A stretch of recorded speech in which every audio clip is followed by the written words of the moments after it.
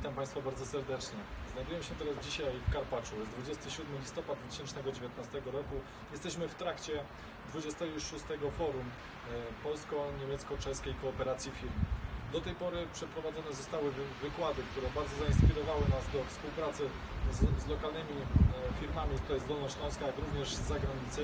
Przed nami teraz będzie się odbywać jeszcze giełda kooperacyjna, na której mamy kilkanaście spotkań.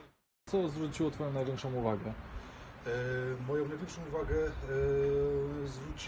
zwróciło ilość osób zainteresowanych po prostu tym tematem.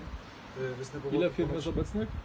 Obecnych jest około 150 firm, z czego co stanowi ponad 380 uczestników tego właśnie spotkania. To rekordowa ilość w tym roku? Tak, jest to rekordowa ilość w tym roku. Polska Agencja Rozwoju Regionalnego podała właśnie te informacje. Jest to naprawdę bardzo budujące, ponieważ widzimy, że ma nasz pomysł szansę rozwoju.